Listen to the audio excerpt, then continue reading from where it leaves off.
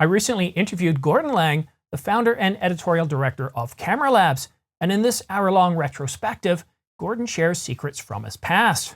So what secrets did he share? Well, I've got the full interview coming up, but first, I encourage you to subscribe and choose all notifications so that way you can stay up to date on all the latest camera gear, news, and rumors. Good afternoon, Gordon. Hello, Simon. How are you? You're going to have to forgive me because I was up at 4 o'clock my time. I feel like Friday bargains, right? No. So, you know my channel, I cover a lot of news and rumors, and the problem with that is if news and rumors come out, doesn't matter what time of day it is, I'm out there. So I'm a little at a loss for words. But Gordon, first of all, I want to say a special thanks to you. Many times when I've been trying to get B-roll, I either reach out to you or Jordan Drake, and graciously, you've always granted me permission to use clips. I try to keep them under 5 seconds, and I always try to spell strikes. I'm not going to get you. Don't worry. No, but look. Everybody watching right now, they know you. They know your level of dedication. They know the effort that goes into these videos, and I know that a video can easily take 30 hours. And you focus on the outcomes of a camera. You don't just talk to the specifications. So when you let me use your work product like that, I thank you very much. And thank you for joining me here today. Well, thanks for having me. You know, I mean, we've been talking about trying to do one of these for ages. So I'm really sorry if I've come across as elusive. I never really get around to doing these things. There's always time differences. And believe it or not, I'm also slightly shy, you know. I mean, I do stand in front of a camera for a living. And if you were to meet me in person, you'd think, blimey, he's a bit of a mouthy bloke. But I am actually quite shy. I think a lot of creators are. So live streaming is not my natural environment. Oh, but thank you for having me. Thank you for having me. Oh, no, it's a pleasure. Look, when I was looking at your bio many, many months ago when we were first looking at doing this, I looked, and I said this to Craig in the last segment. I said, you know what? When I look at Gordon's bio, I see myself in an alternative reality. What, one of the nightmare ones? No. Okay, so what was your first camera? Right. First camera of any type at all? Yes. I started off on 110 film cameras and Kodak disc cameras. So I think my 110 camera was probably a AtomX in the late 70s. And I alternated between a few of those and disc cameras before I eventually got serious, and I inherited my dad's Praktica MTL3, which was my first 35mm SLR. And that was in the mid-80s. Okay. So for me, do you remember those Kodak cameras where you put the flash with the cells on top? Yeah. That was my first camera, again, in the late 70s. Didn't they have like a strip of them, or was it a cube where you got 4 goes because you could just turn it around 4 times or something? The one I had was 6 stacked on top, but when I got that, I saw all these other ones like, oh my God, there's a rotating cube. Yeah. But for a 9-year-old, they were super expensive. Yeah. They really reminded me, actually, before I go any further, is my audio okay? I was just checking that. You seem to be at the same level as Craig, my previous guest, so I don't suspect any problems, and my audience would certainly bring that up. Now, we got one member who's saying, wait, he's British? Or Simon's British? Yeah, so they don't believe it. So I'm going to show you something here. Wow, look at that. I've just been in Canada. I didn't know that. I thought you were native. Oh, yes, mate. Oh, I'm British. I was about to wish you a happy Thanksgiving and to all of your viewers, but still to all your viewers, but maybe not to you in particular. No. So I consider myself to be an international man of mystery and intrigue just because I've lived in the UK, Canada, United States, New Zealand. You on the run? No, my father being British, and this is my father here, what he looked like, from the southwest of London. My mother from Wexford, Ireland. And back then, if you had a British driver's license, let alone a passport, you could travel anywhere within the Commonwealth. So when things looked like they weren't going so well, because a lot of people don't realize how tough life was in Britain leading up until the Thatcher years, you had strike after strike, you have rationing. And so, you know, my mother left Ireland to come to England for a better life. And then when they met, they didn't meet, they met actually in Canada, both left for Canada. And then a recession hit Canada, so they left for New Zealand. New Zealand was getting ready to deal with the IMF, so they left. And we just, you couldn't do it today. Like trying to get into New Zealand is a whole lot more harder. Now, the UK for me is, easy. I used to live in New Zealand for a few years. Oh, where? Queenstown. So the South Island.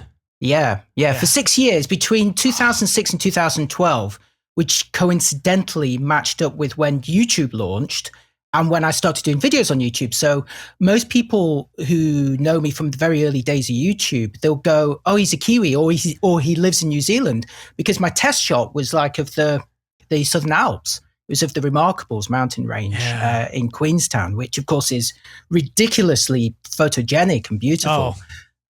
So yeah, my first few years of reviews were done there. So I think, like you say, many parallels, starting with those disposable flashes. They remind me of when you've got those period dramas where you, from like the 1950s, always kind of film noir type style. Yes. And somebody with a hat and press sticking out of it always jumps in front of the protagonist with a giant camera with a big umbrella flash, and it goes like that. And if it's a Scorsese film, it's done in slow motion, so you actually see it kind of the dust or the whatever it is kind of just dissipate. And then of course what you would do is you go, you don't screw it.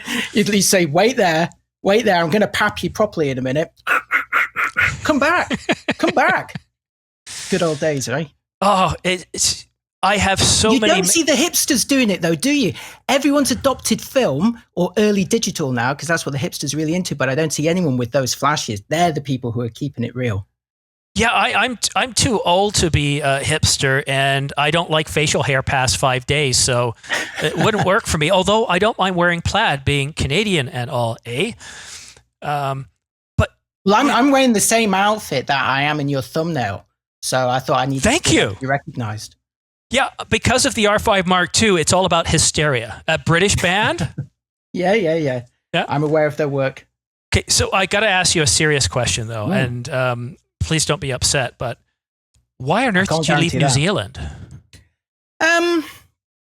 Well, there were a lot of reasons. Professionally speaking, it was a big challenge to do what I do there and then. I believe it would be different now, easier now, but when I was there, the way that the camera distribution worked.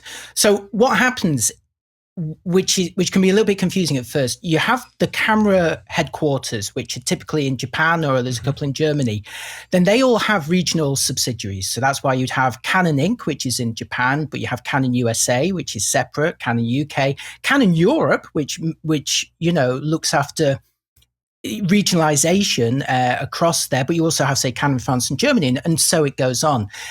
And obviously there would be a Canon New Zealand, and there was when I was there, but they were quite small operations. In some cases, they didn't exist. So there was no Nikon New Zealand when I was there. Yep. Sony New Zealand was there when I was there, but they were basically closing their offices and moving to Australia.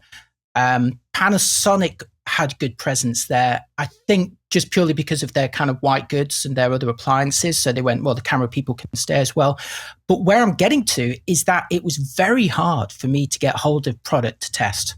Yeah. And in my business, our business, timing is everything. Oh. And coming from the UK, because people who only came across me when I launched the website, Camera Labs, and the YouTube channel, both around early 2006, late 2005, may not realize that I was a print journalist for 14 years before that in the UK. And I was kind of used to having this pipeline, this constant flow of new product under NDA.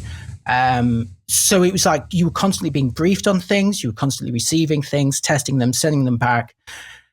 And that was the way it worked. And then I moved to New Zealand, and that wasn't there. There was very little in terms of public or press relations, and very few companies. I just assumed that they were there, and I would be able to like phone them up and say, can I have the whatever? Can I borrow this for 2 weeks? And they'd be like, first of all, this department doesn't exist.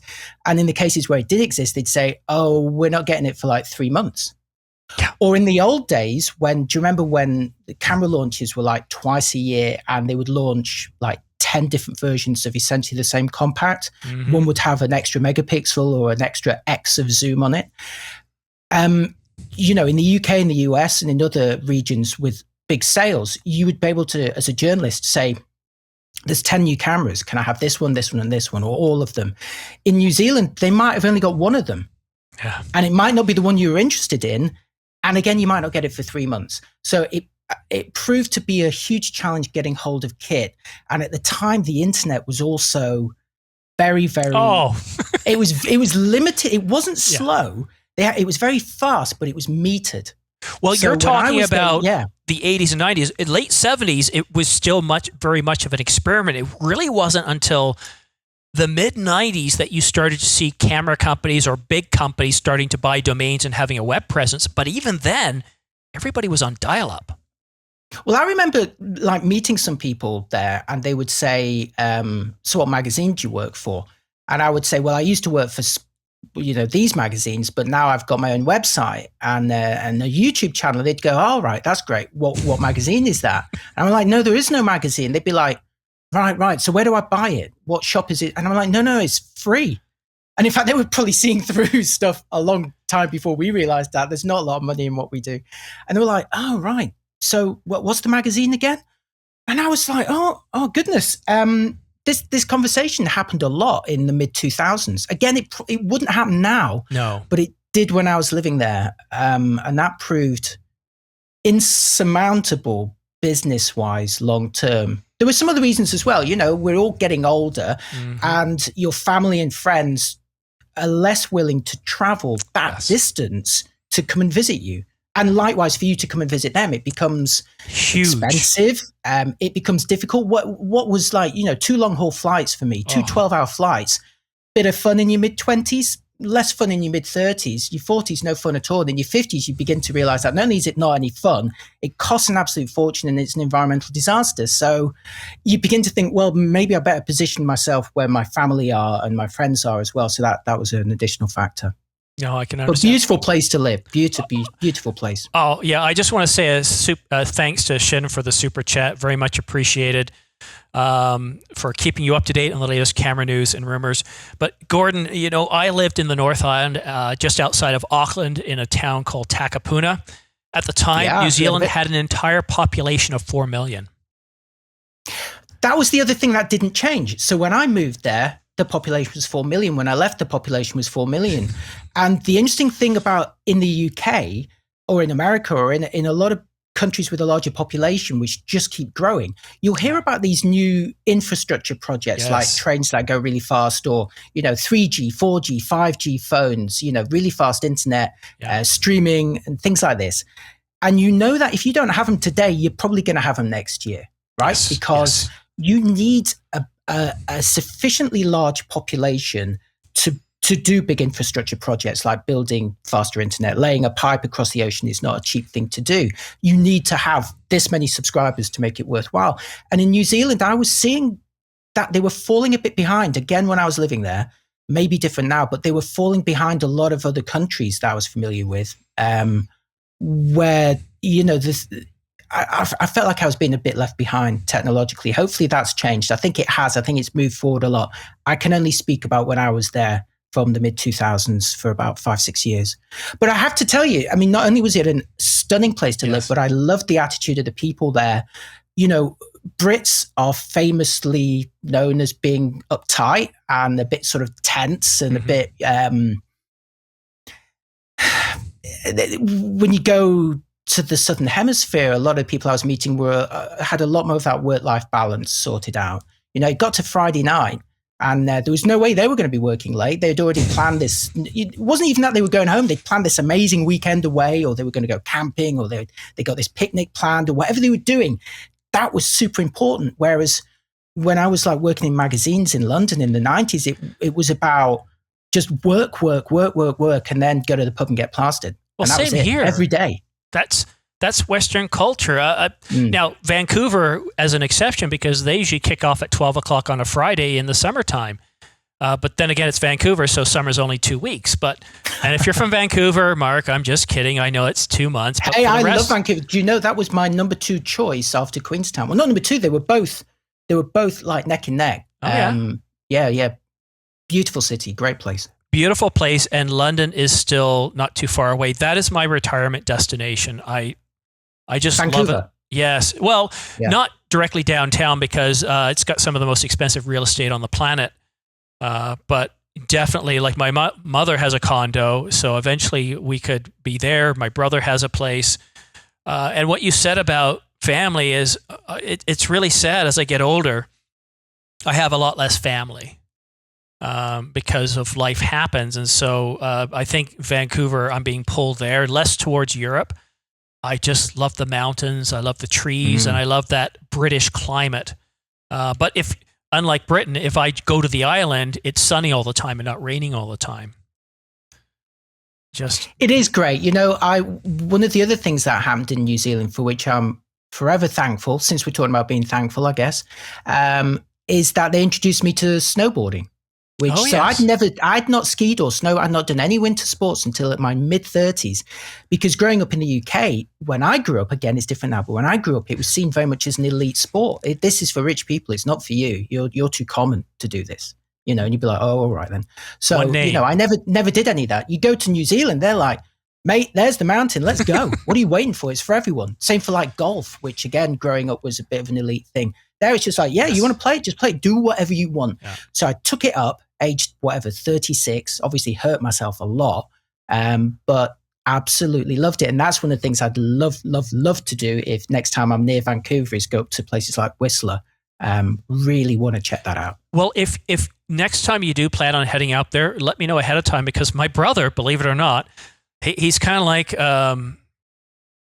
what you'd expect to see living in Vancouver, working at a sporting goods store. So he works at a sporting goods store. He's very good. He's been doing it for decades there, and he knows everything about anywhere. So if you're looking at getting equipment or you're looking at going to a certain location, my brother's definitely the person to reach out to.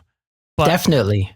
You know, one word I was thinking Eddie the Eagle, because and I know in some parts of the UK, people were embarrassed by him, but as a former expat living in Canada, I rallied around him. I just thought it was great because he was an underdog, and I love that story. Exactly. Yeah. I think the Brits love an underdog, a plucky underdog.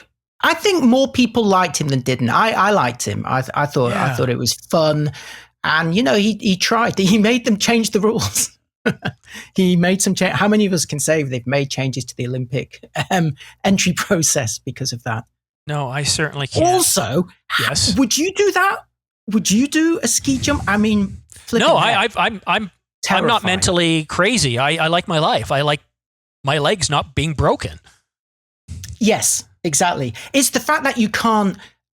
You've got to 100% commit to it, because they've got those grooves. You go down those grooves. You're not getting off. If you think, do you know what, this isn't for me, and you try and turn you're not going to turn your skis or your board if you were going. They don't do that, thankfully. But you know, you're not going to break. Basically, you're doing it. Yeah, you're committed. There's no pull me out of this. Give me a mulligan. I'm done. It's like a roller coaster. Yeah, you can't get off. Gordon, I want to go back in time again. Yes. I want to take us back to the 80s. Because there was some, or in Canada, we have something called SCTV. It was from the 80s with John Candy and a few of the stars at the time. Right. They would fake 3D TV, which was something happening. So they would just move back and forth.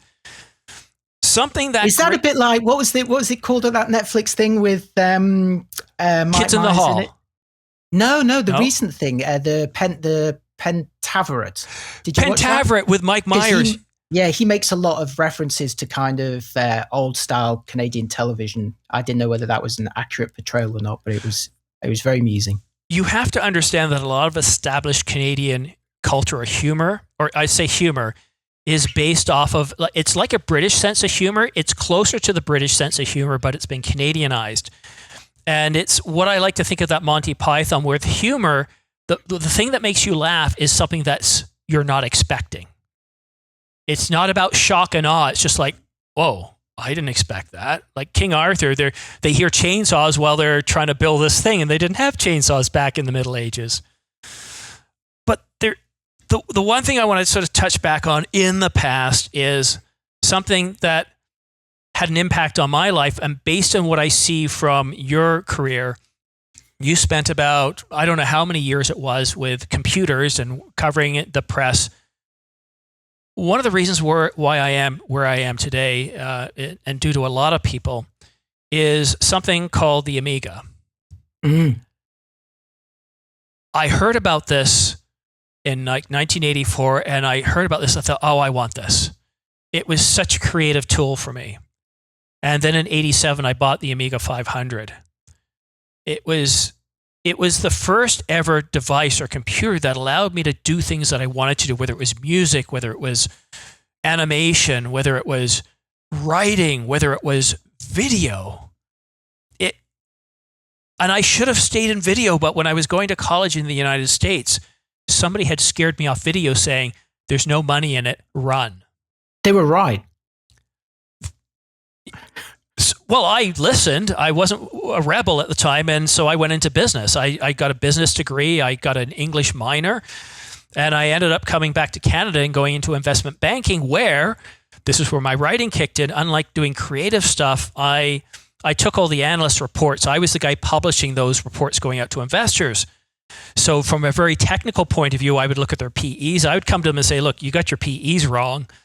And they would look at me like, how do you know this? I said, because like you, I've got my CSC, I've got my business degree. I just am not in your position yet. I would do the graphics, because mining guys, if you did mining reports, you were always doing these complex graphics that they insisted had to be in there. And with 1.3 gigahertz computers at the time, or megahertz, 133 megahertz, it would crash like 30 times a day using Photoshop. What was your past like? Did you ever, and I know in the UK you had different computer systems, you had more like Amstrad and other things, but is there any connection to the Amiga in your background? Certainly a connection to a lot of classic home computers. That is one of my passions. And when I started on this computer magazine in 1992, which is called Personal Computer World, that was the UK's first computer magazine, launched in 1978. Second only to Byte in America as the first computer magazine anywhere in the world. And it was a similar kind of proposition in the late 70s and early to mid 80s. It covered this multitude of platforms. And I was a reader of it at the time as a kid, and then later actually became a writer and later became the editor of it. And one of my favorite jobs for Personal Computer World was writing the retro column, which I did later on, where I would look at an old computer of the 80s, typically that I owned. My parents were very generous and bought me quite a few of them going forward. And the ones I didn't get, I had friends who had them. Mm-hmm. One of my best friends at school, not because of this, I might add, but a nice bonus was his dad worked for Apple, and he had an Apple II, then a Lisa, and then a Macintosh in 1984. So I got to experience that as a 14-year-old. But my home computer history started off with Sinclair from the UK, although I believe that their computers were rebranded as Timex in the States and as other names around the world. So I helped win a ZX80 for my primary school. I had a ZX81, was my first home computer. But the real passion started with the ZX Spectrum. Yeah. I then moved on to a Commodore 64. Oh, really? Which one? The beige one or the bread box? Yeah, the first one. The beige one. Yeah. And then I stuck with that for a while. And then the Amiga and the Atari ST came along. And the Amiga was too expensive for me. I couldn't afford it. I lusted after it. I wanted it, but instead I got a 520 ST, and that kept me going until I got my. Just before I started work, I spent all of my savings on a Mac. I want to say, which one was it? It was an LC40, I think it was. Was it the kind of the box like this? It was the thin one. It was thin. Okay, I know the one. And it was, I think it was an LC or an LC2 or an LC4. Yeah. Anyway, 40 megabyte hard disk and about half a kilobyte of RAM probably. And I spent an absolute fortune on software. At the time, it was about 1,500 quid in the early 90s. I bought Microsoft Word, Aldous PageMaker. Oh, yes. It was made by Aldous at the time. because I could not afford Quark Express, and Freehand, which was made by. It was bought by Macromedia later on, who did Dreamweaver. These are all now owned by Adobe now. But back then it was Freehand. Who did Freehand in the early 90s? Someone look it up and put it on the chat. I want to find out. Freehand. Because I know that Macromedia got it later on. Anyway, I had that. That helped me get into personal computer world. And at that point onwards, it was like build your own PCs. So that's where my PC journey started. Oh. But the really interesting thing is so I wrote all these retro columns for the magazine. Later on, rewrote them for a book, which nobody's heard of, called Digital Retro, which is out of print, where I kind of did 40 old home computers of the 80s and games consoles. Because for me, it was such a fascinating time that it was a real melting pot where people... you had big companies like Commodore and Atari and Apple, but you had these tiny little companies like Wales had a computer called the Dragon 32. Sinclair was one of the bigger players in the UK. You had Amstrad later on and later on buying Sinclair's name, and the Oric One, all of these really amazing computers that stood a chance at fighting against the big ones. But what made it really interesting is they were all kind of really unique, kind of different looking, or they had different approaches before they became homogenized and ended up looking the same. And I see the same thing with cameras now. When the first digital cameras came out, they were bonkers, absolutely mad. People were the like, one with the CD in it, the Sony. Yeah, we don't, or the floppy disk. We don't, because it's electronic, we don't need to put the lens there. We can put the lens here. We can put the sensor here. We can put the handle here. And they tried every shape and size before they then made everything look like a 1970s or 80s camera, which is where we're at now. Yeah. So there was this, I see two parallels between computers of the 80s and digital cameras of the 90s. And that's what kind of fuels my second channel, Dinobytes, looking back at those.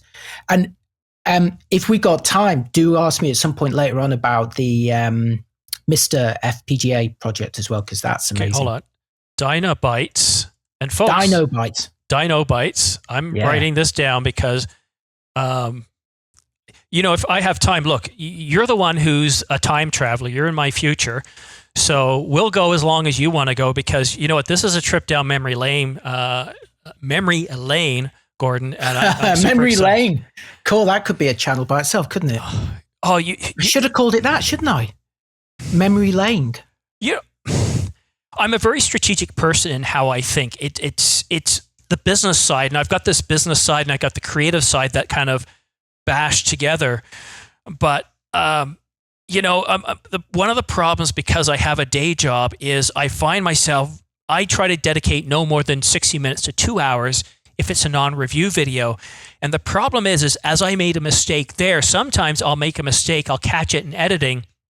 Okay, grab my Tascam, go downstairs, record it, and I'll put it back in. The rest of the time, I'm like, I've got 15 minutes to get this edited, and then I got to get back to work. And so I just go with it. But so Dinobytes, wow. Okay, so there's so much to unpack here. The one thing I want to draw attention to, because people don't realize how significant the ZX Spectrum was, I believe it was that was one of the computers of the time that didn't go with CISC, but went with RISC chipset. And I believe it was one of those machines. It was Sinclair, because I remember he's a very popular British inventor. He didn't just do computers. He went on to other things and tried things. And one day they didn't realize they didn't have the power plugged into the chip. It had this residual power, and they were getting information out of it, but the information was strange. So they took a look and they realized there wasn't any power there. And jump forward to today, we have our smartphones that are now powered with RISC chips. We now have new computers by Apple that have these chips. And I can output 4K video. For every 1 minute of video I export, I can process that, export it in anywhere from a fourth to a third of a second, or a fourth to a third of the time. So, he was way ahead of his time, like Commodore was with the Amiga, but Commodore just didn't. If David Pleasance at Commodore UK had have been successful and taking Commodore over, I believe it would still be around with us today, like Steve Jobs rescuing Apple. How's that for bold? Yeah, I mean, in terms of so I think the risk architecture was something that was spun out of Acorn, I think, who made the Electron and the BBC Micro, Yes. and then later on the Archimedes. And then they really went. The Archimedes was, I think, the computer with which first kind of brought risk to kind of more of a consumer audience, and they then kind of spun that off into a separate component thing. And as you say, there's an element of that in most phones now. Sinclair, however, you need to look this up to confirm this, but I'm pretty sure he may have invented the pocket calculator, or certainly came up with one of the first. Mm-hmm. He invented a pocket television. Nobody had done one of that scale before. I remember that. And he also, everyone kind of mocked him at the time because, we like the underdog, but we also like making fun of people who try too hard. They'll kind of call poppy syndrome. The car, the Sinclair C5 was one of the first electric vehicles. We all made fun of it because it was like a sit down, the sit down bikes where you kind of pedal forwards. It was like that. And it was, extremely dangerous to be going along a road with one of those, because you were like literally below the tires of a small car, let alone a truck or anything bigger. So people were kind of a bit skeptical about it. And there wasn't the kind of road or bike lane or leisure infrastructure to support it. So he was kind of mocked for it. But this was an EV in the 80s. Yeah. And, now if you were into an EV now, you're considered progressive. And, how many of your friends have got EVs? Like, I can count on one hand. I don't even need all the fingers. So it's considered, pretty forward thinking now. But back then he was one of the first. I met him. I interviewed him for the book, for my digital retro book. He had this amazing flat in Trafalgar Square in London overlooking Nelson's Column, which he'd had for ages. He was a really interesting guy. And what really drove him was, coming up with something new and finding a way to sell it. And he wasn't so much protective over his own name, because at the time he'd already sold his name, Sinclair, to Amstrad, to Alan Sugar. Yep. And he could no longer make a Sinclair computer. And I said to him, doesn't that upset you in some way? He was like, why? I got some money for it that allowed me to do the next thing. I don't care. I just want to fund the next thing and then fund the next thing. And I thought, he was not only technically very smart, but it was all about the business. It was like, well, this is what I need to do that thing. Whereas for me, obviously on a fractional scale, but I would find it very hard to sell. If anybody ever wanted to buy it, no one ever has offered, but I would find it hard to sell, say, Camera Labs, because that is kind of me. But that's why he was extremely successful and I'm not. Yeah, I see a bit of that in me too, Gordon, because I can remember parts of my life where I had opportunities to take a huge jump and leap financially. And some people might see this in themselves. I was working at an investment bank in the late 80s, mid to late 80s. It was one of the top performers in Canada. And they did everything right that I heard in business school. In fact, I remember I had just got there. I was on contract, and my first quarterly bonus was $1,300, and I was only making like $25 a year.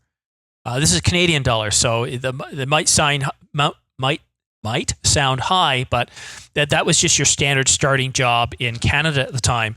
But then very quickly, you started getting these bonuses on a quarterly basis towards the third and fourth year that were at like $5,000. And here I am, 27, thinking like, oh my God, this is nuts.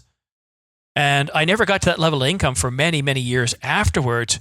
But I was smart enough. I went into my CFO's office one day and I said, Bob, I would like to buy some stock. And Bob was very much of an Irish background, very good man, but he had a bit of a temper. And it was never expressed in front of me, but I said to him, he said, how much? I said, well, 80,000 shares. And he just kind of coughed up. He was thinking, like, first of all, thinking, Gates, how could you possibly afford this? But I was told by one of the senior partners that whatever you can get it, because whatever the cost of borrowing you're going to incur will more than be overshadowed by the profits. It wasn't till he said, okay, there's been a lot of people hired this year. I can only give you 4,000 shares. I had to buy them. It's not like they were free. But in the first dividend check, this was at the 6-month point, it was 25% after taxes. And it was, if I had gotten the 80,000 I had wanted to, I would have had my first house paid for it. It would have set me up for that next level, something that normally takes us 20 years to get to. And it was one of those where I was smart enough to ask for it, to snatch victory, but not get there. And the next time was Bitcoin. I was mining Bitcoin when it was below $1,000. I tried it out. I tried these USB sticks. I was making Bitcoin. But then I said to myself, what any person who doesn't snatch victory from the jaws of defeat says, this is silly. It's not going to go above $1,000, or it's not going to go much higher. I can't see this being profitable. I'm not going to invest into it. I'm done. So I cashed out. And then a few years later, well, we all know the story. It went up to $70,000 per Bitcoin. And if I had done that, a guy at work in a similar situation to me did that, and he's got about $2 billion worth now. I don't have a similar story to share.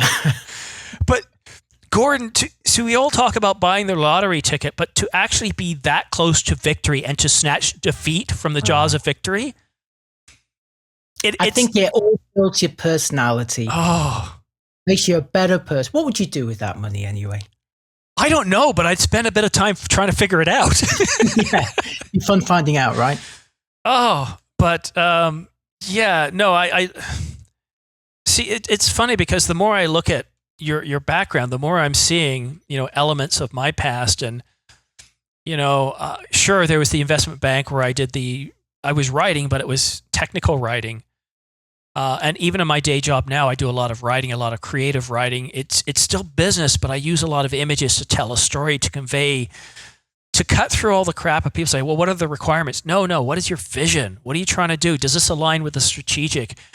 Which is what I do with my channel. It's about passion. It's about, I still believe in sucking the marrow out of life. And if you probably know the movie that's from. It's really important to be passionate about the thing that you do, because you're going to be doing it all the time. You're going to be doing it a lot. Sometimes you have to do it late. Sometimes you have to make some sacrifices by not going to the party, not seeing your family or your friends, because you've got to do the thing. So the thing has to be enjoyable. And I would say that to anyone who's thinking about, starting a YouTube channel or doing anything really, looking for work, or, try and, it sounds glib to just say it, but try and do something that you're passionate about. Also, because if you are generating your own content, if you are a one-person operation, I mean, like when I was working on a magazine back in the 90s, we had a big team. That was when magazines had big teams. We had like 12 people in editorial. So you had a features editor whose full-time job, I did it for a bit, was to think up ideas for features, some of which you'd write, but most of which you'd commission to someone else. So you'd have these freelance writers just waiting, like poised, or staff members waiting to be told what article they should write. And obviously you could come back and say, oh, actually I know this person, can I do a bit of that in it? Or, can I do this angle or adapt it in some way? But the idea was done for you, whereas now we're so much kind of driven by one-person operations that you've got to think of the ideas most of the time. And as a consequence, it's like going, I could do a retro channel because I've got 5 old cameras in my basement. Well, that's 5 videos. And after that, you've got to decide what you're going to do. Are you going to start buying them? Are you going to borrow them? You need to be able to have, I mean, I don't make many videos. They take so long. I only release one a week. I used to do one every 2 weeks. So one a week, 50 a year approximately. So that's 50 subjects, 50 products, 50 things that you've got to talk about a year. And you've got to think like that. Got to, if you're covering what we do, the news covers it. There is fortunately about 50 new products a year. I get to cover almost everything that I want to do. More so lenses now than cameras. There's not so many new cameras. But that you've got to have something that will drive that content forward, because otherwise you're going to run out of stuff to do. Oh, that's the... So I want to take you back to my vision, because when I started this channel, I wanted to use enterprise architecture to plan it out and to do the best job I could in terms of my capabilities. And I thought, okay, so my vision is to, and I don't remember it word for word, but it was all about covering the latest news and rumors, providing reviews and tutorials on camera gear, filmmaking techniques, and all sorts of stuff. And that changed very quickly. And it was the R5 that changed that, because what I noticed is when I looked at the analytics, anytime I covered anything with the R5, or anytime I covered anything that talked about a Canon, and it might just be one thing that Canon Rumors or Canon News or some other site talked about, boom, it would blow up to 10,000 views. And I'd spend about 10 hours doing a tutorial, and it would just get a couple of hundred views. And I thought, okay, one thing I learned in business school is at some point you have to ask yourself the tough question. There's an expression called try harder, or if in doubt, try again, or if you fail, try again. I can't remember the exact words, but an American gentleman came up with something that's called a bit of a dismotivator. And he said, sometimes the harder you try, the more foolish you look. And so I try to keep that in mind when I'm doing something. And so I looked at this and I thought, okay, maybe I pivot. It's the same vision, but I put more of an emphasis on news and rumors. The benefit is I get more views, which would eventually mean more money, but I also have to spend less time and effort on videos. However, during times like this, though, I might be putting 1 video out a day to 3 videos a day. Like today, Gordon, this is my second video. I did one this morning. So I put a very serious time constraint on me. So, I know what it's like when I did a review of the Canon EOS R1 and every 1 series camera. That was about 30 to 40 hours. When Angelbird sent me like 4 different CF Express cards, I thought, good God, I got to cover each one. That was 30 plus hours. So, I pivoted to a way of doing a channel that I can still have a family life, that I can still go out and explore life, and I still have a day job. And then when I retire, this can be exactly what I want it to be. I think the most important thing when you're doing a review, and I realized this very early on when I was like 7 or 8, and I was obsessed with magazines, which is where reviews were. Now I'm obsessed with reading them online or watching YouTube videos, is not necessarily to try and be the most exhaustive in terms of covering everything, because it's impossible. If you try and do that, you'll have to deal with the comment. And the most annoying comments are those that are true, where they go, why didn't you mention that? And you're like, mate, I've literally worked my socks off for 2 weeks putting this together. I've covered more than anything, more than anybody else has done on this one product. And you're saying I didn't do that. And the truth is you didn't do that, because, there is no end to it. There isn't. But that doesn't necessarily make it the best video. First of all, it makes it the longest, most boring video, and the hardest to digest. And if it is a video, it's impossible to, although it's getting better with indexing now, but it's harder to get any kind of search results for it. Yeah. What I think is more valuable, and this is what turned me on to reviews originally, is to find something, is to talk about something that no one else is. Find out something. Find your niche. It doesn't have to be, no, not so much that. Your niche could be the person who finds the thing out. But the thing you're finding out, it doesn't have to be, I found out that if you open the door while it's recording to the card, it corrupts the images. It's like, well, probably. Useful to know though, but more that if you're like, for example, when I found out on the EOS R5, the old green H+, right? Indicating that it can do the top speed. So they say, this camera can shoot at whatever frames per second. As a journalist, you should always say under what conditions and for how long, right? What kind of memory card is it? What kind of file format is it? If it's raw, is it uncompressed, compressed, lossy compressed? What size is it? All of this stuff, right? At what point, what are the limitations? And that's the interesting thing to me. And with the Green H+, it was that you needed a certain charge in the battery. I wasn't expecting that.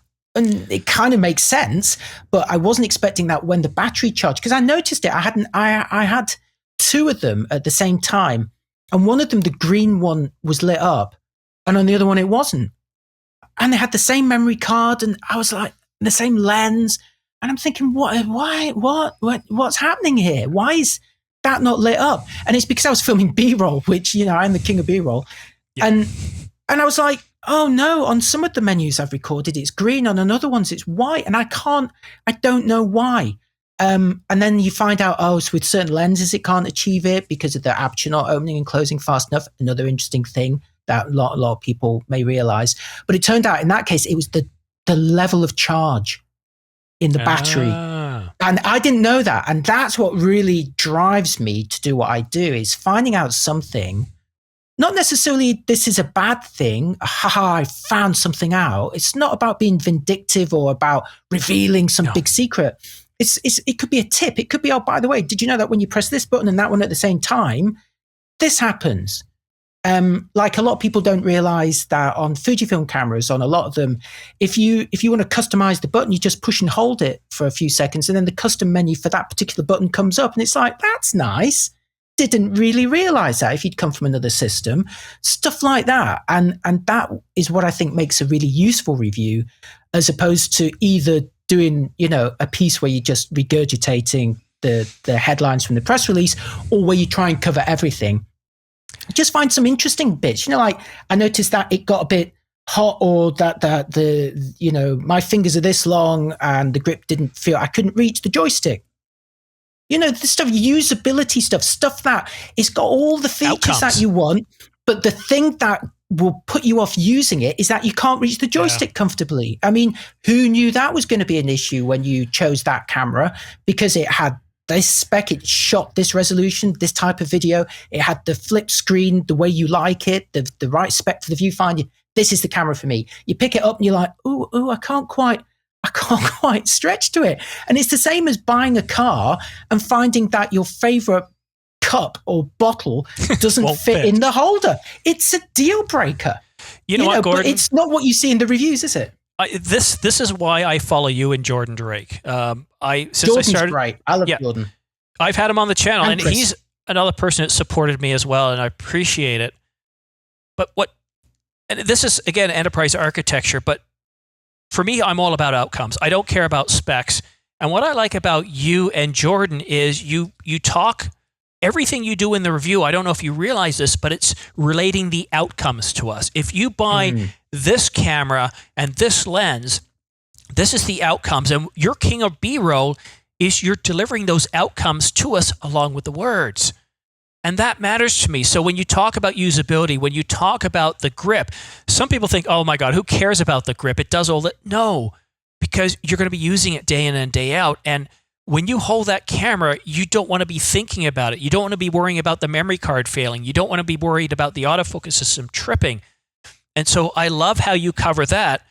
But I love Jordan, and there's nothing wrong with Chris Nichols. It's just, I'm a video guy. So he always looks for those gotchas on the video side. A few things you may not realize about those guys. I've met them many times. They're good friends of mine. They're really, really, so in person, they're as nice as they are in the videos. Yeah. They're great, great people to hang out with. In terms of what they do professionally, the two things that I have huge respect for, other than what you've just said, which is giving useful information, is that they do it in an extremely concise way. Yes. They will deliver a very useful video in 10 minutes. Yeah. Whereas for me to do something that I consider useful will take me 20 to 30, which is, when I come across a video that's 20 to 30 minutes, I don't want to watch it. But when 10 minutes, sure, I'm in, right? So they're concise but detailed. The second thing... You are. Sorry to interrupt, but... Well, thank you. When I'm looking for video, it's like, okay, so I'll go to this part in Gordon Laing's video. I would also want to see the autofocus. So it's like a la carte. I pick and choose. Sometimes I will watch the entire video because I'm getting a lot of goodness there. And, that's one of the reasons I like to use your clips, is because they're so well shot, but it's also a way of, I know you're far more successful than me, but it's a way of shouting out a channel that I think is doing it right. Thank you. Well, that's very kind of you to say that, and I think you're doing great. You found a niche that's working really well for you, and you're doing great content. And obviously, I also really appreciate it when you mention me or use my stuff. You're very welcome to that going forward. Thank you. I mean, the second thing I wanted to mention about Chris and Jordan is that they continue to do. They've always done something that I used to do and gave up doing. Right? Which is filming outdoors, filming your pieces to camera in real life. It's so hard. It is. Right? It's so hard because there's, first of all, what you realize, and I started doing it, I tried to do it again for my first videos on my Dynabytes channel, and a few of them you'll see me where I kind of go through Brighton taking pictures, and Brighton's a beautiful place to live, and I could try and put something nice in the background like the sea or the pier or the Royal Pavilion, that sort of thing.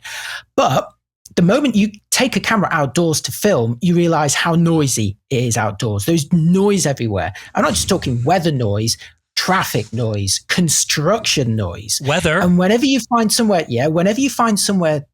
away from that, indoor always has music playing. Every interior has music playing. And of course you can't have that. So it's impossible. It's absolutely impossible. And yet they do it for every single video. And I've seen them do it. And Chris is amazing at doing it all in one take. Like, I've kind of overseen them do this where Jordan will go, right, I'm rolling, and Chris will go, and then they'll go, right, let's go and do the next one. I'll be like, blimey, you nailed that first time. And if he doesn't get it first time, he gets it second time, and that's it. And they're done. And they move on to the next location and they film their next piece to camera. And it requires your kind of brain to work in an extremely efficient way. You've got to be really used to doing it. You need all the knowledge already about what you're going to say in there. And it's hard enough. I mean, look, I present everything now on this bluey purple sofa. And more often than not now, because I don't want to stumble across or get any of my technical facts wrong. They wouldn't be facts anymore if they were wrong. I script it and I read it. I've started doing that in the past year. I don't like it. There are people who are way better than me at reading from an auto cue. I'm terrible at it. But that's what I do. So it allows them to be a bit more concise. It allows them to be absolutely correct because I've checked it. Yes. And it also means that I've got a written version that I can then publish on my website, because I do publish 2 reviews. I think I'm one of the only people that does that. I maintain a written version on a website as well as a video version on YouTube. Most people either do one or the other. You don't really see much of the both, but sometimes I like to read a review, and sometimes the information is easy to find or to go back and see it again, especially for things like recipes. You know, when you're cooking, you do not want to watch a video of a recipe. You do if you're whisking something and you're like, what's it supposed to look like? Yep. Then you want a video. But when you want to see what ingredients there are, when you're in the supermarket, you do not want a video. You want a list. You want text. So that's why I keep both. You know, it's interesting. You kind of, several things you spoke to me about. One of my goals at the beginning was to improve my presentation skills, to be clear, concise, and coherent. And while my video lengths have dropped a little bit, that wasn't my focus. My focus was within the first 30 seconds or so, you know exactly what this video is going to be about. Then I'm going to hit you with all the details. Then I'm going to go into the analysis and opinion. Because I don't know if you noticed too, but I basically do one-shot recording as well because of my time constraint. And a lot of times when you see edits, it's actually because I had a slightly long pause going, oh yeah, right, I got to talk about this next. Or I slurred a word, so I quickly back up to that last sentence and go again. But something I've started doing, Gordon, that this might help with you, the videos I do better at, what I do is I do a partial scripting. So the intro is always talking directly to my audience. But then usually right after please subscribe, I have in brackets, it says read. And so I write out what I want to read, but I'll only do it for a certain amount of time. And then I'm right in front of the camera. So my note to myself would be rant about this or talk about this, then another read. And what that does is it ensures that I don't say stupid things, like the amount of times I'll be talking about the R6 and say the M6, or I'll be talking about the Sony a7 IV and say the a7R5, or say the Canon R5. Oh, the Sony names are impossible. Oh, they're impossible. I've come up with tricks. So don't talk about them. You don't want me to talk about them? Well, no. Maybe that was the trick. No. It's so with the A7R5, I used a peg and associative technique. I now see the A7R5 as the A7R5. I think I take that Canon R5 that I know, and I think because it's a competitor, but it's an A7, so I will refer to it as the A7R5, and it helps. Well, here's a minor exclusive for you. My next review, which is on Monday, is of the Sony A7R R5. And I realized today, just as I finished it, that I too was referring to it as the R5. Just thought it was a bit casual because I was fed up with saying the thing about the A7R5 all the time. So I started calling it the R5. And then I was comparing it in some respects to the Canon R5. And I thought, I just keep talking about the R5. I kept saying the thing about the R5, or the thing the R5 does really well, or the thing the R5 doesn't do. And I thought, wait a minute, am I talking about the Canon or the Sony here? And unfortunately, that's it. That's the way it is. Unless I specifically mention, here's the guide to using my review when it comes out. Unless I specifically mention that it's the Canon EOS, if I say R5, I mean Sony A7 R5. Yeah. No, it's good to have jumping off points like you were saying, yes. To do. And I used to do that, but what I used to do those with the chats I did with Doug when I was doing the podcast with him. But I just end up rambling, and I end up taking like an hour and 20 minutes to do something that I could do scripted in 20. And it was hurting my channel because my channel the algorithm wasn't used to me posting hour and 20-minute videos. Yeah, and I think it held it back. Which is why all these live streams usually go in a playlist called live streams, and I put them to unlisted. Yeah. Oh, really? Unlisted? That's interesting. Yeah. So I would think about even putting them on a different channel. No, so this one, after I'm done, it's going to be essentially immediately I unlist it, but I put it in the playlists called live stream. So that, and Peter Gregg, who just joined on the channel now, he told me about that technique because it's true. Live streaming will kill your channel. So this is a technique that it doesn't get in the way, and people can still access it. You can still promote it, but without that hassle of setting up a whole new channel. Yeah. No, I just gave up with it instead. One thing I've tried to do, Gordon, because I like my British sense of humor, but in front of a camera, when I first started talking, I was and if you get a chance, go back and look at my first video. Everyone's first videos. Oh, it's terrible. And it's taken me almost to now to present my humor. And what I do is when I'm reading, there's B-roll. But when I'm not reading, I'm starting to joke around. You're seeing the real me that you see in this live stream. You're seeing the real me. But I'm just trying to remind myself, be quick. If you think you're being too long, you are. Be quick. And I'm slowly, with each video, that's getting better. I was just working with one of my mentors. I won't mention which large technology company he works for. But I said, look, I need your help. Take a look at my channel. Let me know what you think I can do. So I just spent the last 2 weeks tweaking my lighting, the fill light, the key light, the backlight. You look good. Thank you. Thank you very much. But I not only did that, I tweaked a few other things as well. And I, believe it or not, I'm not doing it now, but in those lights, I wear powder. And he said, if you're going to be doing video, you need to wear powder because what that does is stops the reflection. And so I've started wearing a bit more makeup when I do it. And it's not to hide my colors and blemishes. It's to just sort of prevent, like if you've got like Mount Olympus as a cut on your face, or if you've got really bad glare, that's really what you want to treat, because you don't want to be doing a video and you've got the supersized mountain on your cheek. You want to cover that up. But yeah, that has helped. So I'm always improving. But I want to go off on a different aspect of your history, Gordon. Most people don't realize this, but you went to study physics in school. Yeah. Quantum physics, or sorry, not quantum, Newtonian physics, or like string theory?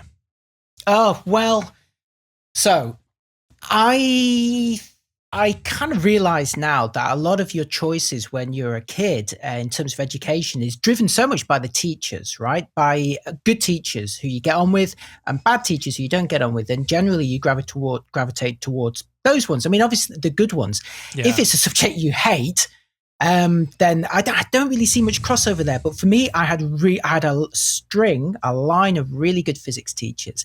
And my dad was a professional scientist. He was a chemist, which I could never understand chemistry. I was rubbish at chemistry and biology. I really enjoyed physics, and I enjoyed finding out how things work, which of course is what I kind of now do for a profession. I didn't ever think I was going to be a career scientist. I was never good enough to do that.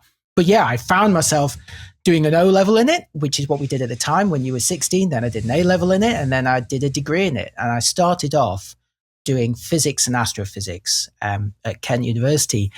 But the astrophysics portion, it turned out that the guy who was taking it was the author, one of the authors of this book that I'd read religiously as a 16-year-old called the Cambridge Atlas of Astronomy.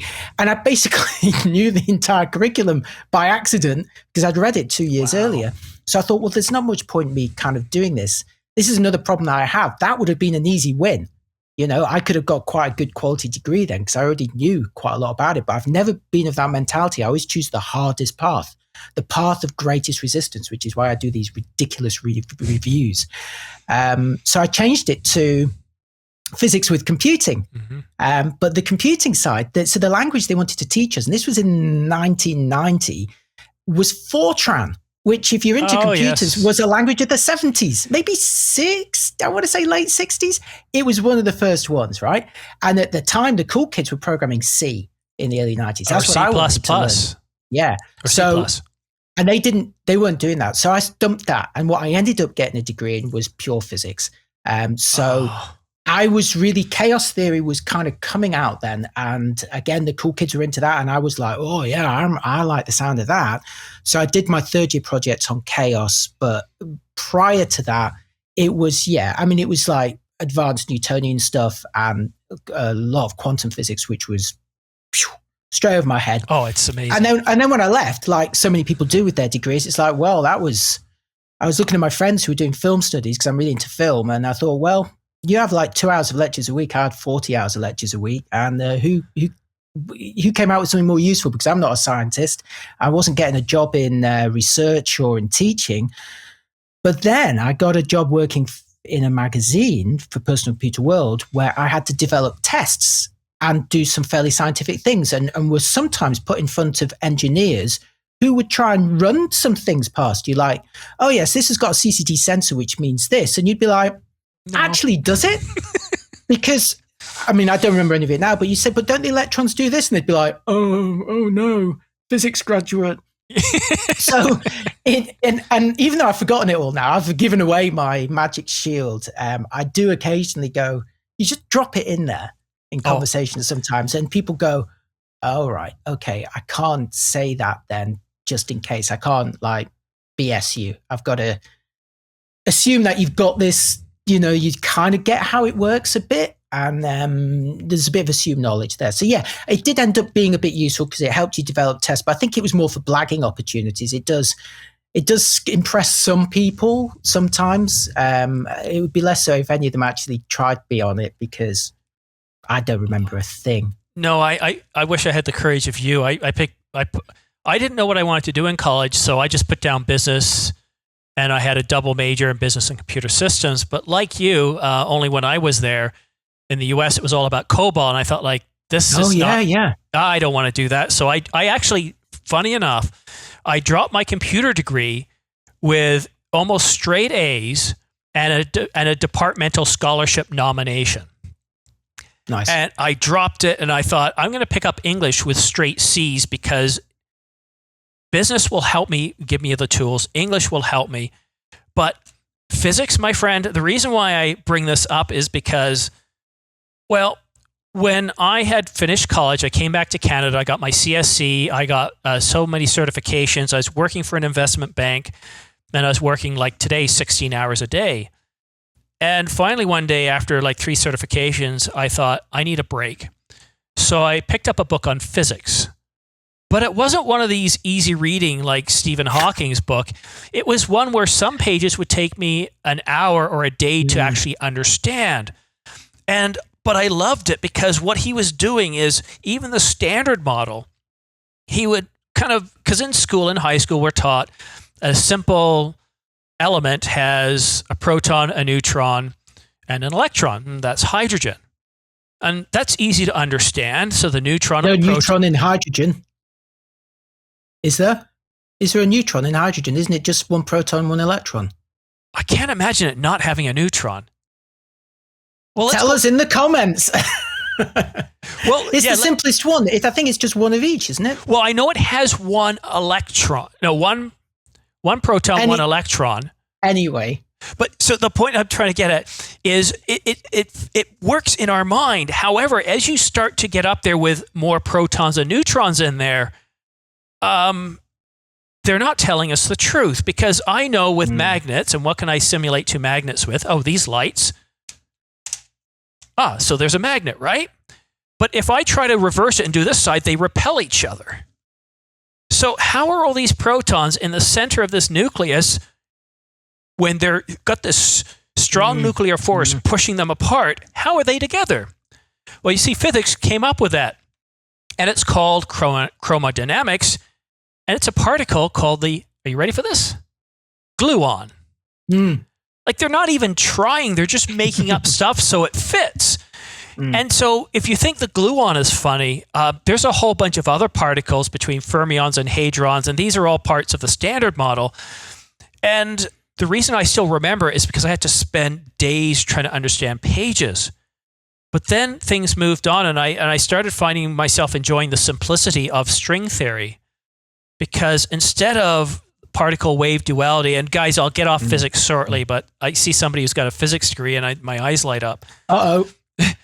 I thought you meant in the chat. Someone's going to find us out. No, because I just love this stuff. And so when you see that particle wave duality and the double split experiment, you thought, it sounds like they're trying too hard, and the Standard Model is getting a little crazy. But if we look at a string, instead of having 160 protons or 160 neutrons, we have a string that's either this long or this long.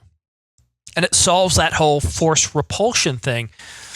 And so, but physics to me, and that's why I like Star Trek, if you want to explore and go on an adventure, but you want to understand how it all works, that's what interested me on that. So when I saw you had physics, I thought, oh my God, this is... I mean, the interesting thing, if you are studying it, is that at the end of each qualification, they say, right, so you think you know how it works? Well, you don't. Forget everything you've learned, because it all changes now. And that happened when I did A-level. Forget all your A-level stuff. It was all wrong. We lied to you. And you do the degree, and they say, well, forget all that. And I was thinking, wait a minute, do these guys actually know what's going on here? Maybe they're just making it up as they went along. So I felt a bit disillusioned. But there's an interesting parallel with cameras, because when mirrorless first came out, and I was seeing so many people obviously switching from DSLRs, and when you try and use a new camera in the same way that you used an old camera, you're not going to get the best from it.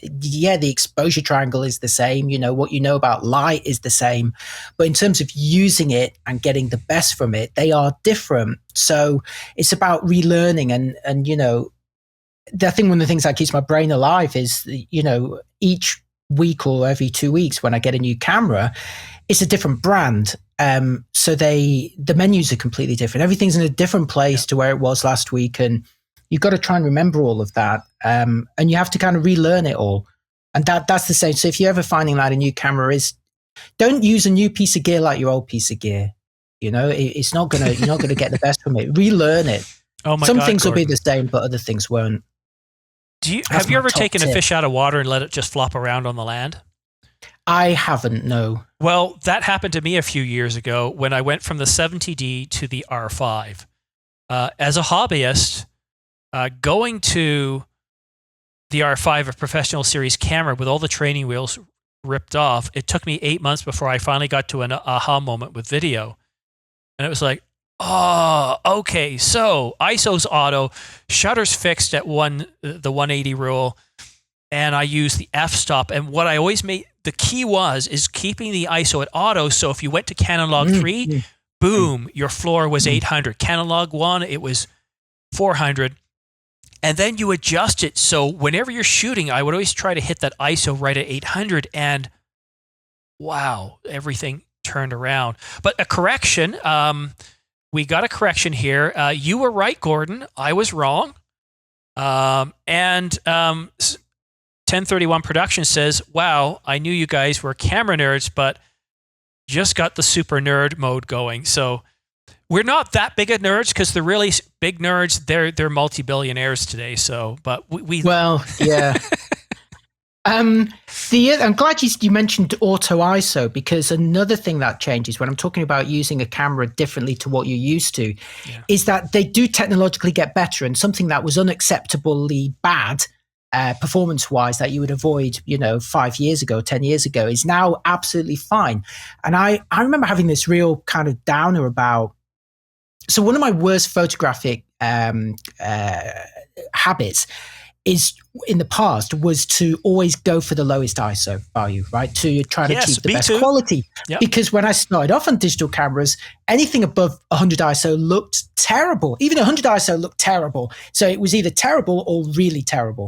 You didn't want to shoot at 200 or 400, forget about it, right? Now, obviously, thankfully, high ISOs are great. And that in turn means that you can embrace stuff like auto ISO. So generally what I do a lot, one of my favorite ways to shoot is in manual, but with auto ISO. So that you're going, you know what, for this shot, I definitely want this aperture and I definitely want this shutter speed. The rest of it, I couldn't care. You work it out, camera. You're better than me at this. And I don't care if you go up to 12,800 ISO, because I know it's going to be fine. Yes. Apart from the situations when it's not going to be fine, and then I'll say no, put a limit on it or do that. If I'm doing my goal is to go out and take this picture that I think if it works out, I'm going to do a big print. Then yeah, obviously I'm going to manually set a lower ISO. I'm going to go out with my tripod and all the rest of it. But I'm just talking about casual shooting. I've really come to embrace stuff. Technologies, allow the technologies to help me. The other one, of course, if same as yourself. If you started off on cameras that were manual focus and then the first autofocus came in and you only had one, I remember cameras with one AF point, obviously in the middle, your subject's a bit off center, you point it at them, half press, lock the focus, recompose, take the picture. Not good today for two reasons. The first is that distance is now changed. Mm-hmm. And if you're looking at a very high resolution sensor or a very shallow depth of field lens, which are both very common nowadays, that subject's probably not going to be in focus anymore.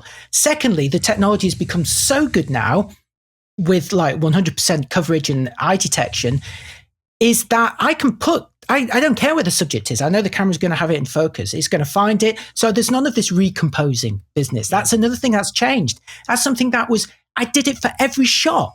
Every shot I would point and meter and focus, lock and recompose. Every shot in the 80s and up to about the mid 90s. And then it changes. So you've got to think, if you see someone shooting like that with a modern camera, you kind of you want to go, it's all right. You don't need to do that now. But I'm cool with everything now. It's like some people say, oh, don't you hate it when you see people taking pictures with iPads? And I'm like, no, I love it, because they're taking pictures. They're doing my hobby. And the more people that do my hobby, the better. Because first of all, it doesn't become this unusual thing where people go, no, I don't know, why are they taking pictures? That's a bit suspicious. If we're all taking pictures, it's cool, right? The second thing is that maybe they're shooting with an iPad today and they aspire to get more into our hobby later on. And the more people that do that, the more likely it's going to continue. We're going to keep getting products. The more people buying them, the lower the prices get, hopefully. We could all do with a bit of that. So no, I used to be a bit tense about some things, but now I'm like, shoot with whatever you want. It's all about the creativity and embracing the moment and what you've got, There's a comment that I see frequently on videos that I put out there. It's mostly when I cover Panasonic and I talk about autofocus, and I'll always have somebody say, professionals don't use autofocus. To which I always jump on those comments because, first of all, you're not the person telling people what they should do. And I don't like the term professional because it has no meaning. What I like to respond is usually something to the effect of, somebody who's experienced, the difference is they put the right tools in the bag to get the job done. They know when to use autofocus and when not. They know when to use 8-bit and when 10-bit, or when to use Apple ProRes or not. And I think, because I just hate it when people try to tell other people how to do things instead of just helping them understand how, since I started doing reviews, I've used manual focus so many times because when I want to shoot in 8K or at 45 megapixels, if for just a simple product, I want the autofocus point to either be right here on the logo or on the name or maybe on a corner. And the only way to nail that is manual focus by zooming in, just micro adjusting it and nailing it. But when I'm doing my video in Studio A, it's all about manual or autofocus eye detection, and I never have to look back. Yeah, definitely. I embrace all the goodies. That's what I say. And also, you know, I'm a great believer of shooting in JPEG, trying to get it right in camera. I even wrote a book about it. Doesn't mean I never shoot RAW. I shoot RAW when I need to, when I know I'm going to need to make some changes. But for other things, I don't. And this is a big issue when you're shooting bursts, right? Mm-hmm. I see so many people are saying, oh, you know, this can only shoot 20 frames in RAW, but unlimited in JPEG. And I'm thinking, under what scenario are you going to be shooting that you need to shoot 20 frames per second in RAW? Sometimes you do. There are, some people do have an application for that. But when, like say if you're shooting wildlife and it's really dim and you get your exposure wrong, you need to lift it and the RAW is going to give you more latitude for that. I get it, right? There are some situations. But when I've been lucky enough to be invited to like sporting events and you're on the sidelines with the other pros, none of them are shooting RAW. They're all shooting JPEG because it's a newsworthy event. They want to get the images out of the camera as quickly as possible. So they want small files. They want files that are ready to go. They don't want somebody to receive. They don't want the news desk to receive a file that's 20 minutes late. And then when they open it up, they're like, I can't see anything. What's this file? Yeah. I need to use it, and they need it straight away. Yeah. And, when you realize that, so when you talk about, professionals don't use JPEG, it's like, well, I know plenty of pros that use JPEG, and, it's, you use whatever, don't make assumptions. Use whatever works for you. What's going to work for me, I'm afraid I'm going to have to make a move in a minute because I've got cramp. No, I was thinking the same thing. I thought after you finish speaking, I'm going to transition because I'm getting numb bummed too because I've been doing it longer than you. You have? Yes. And what I wanted to say is, first of all, Gordon, this was more fun than I expected. Oh, well, everyone wants to hear that. That's good.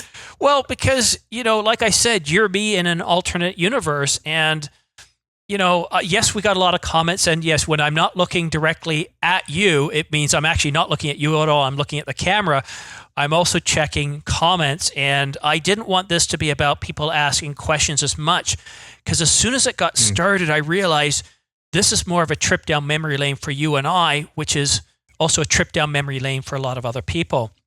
So I want to give you a chance to say any final words before we kind of close off this stream, Gordon.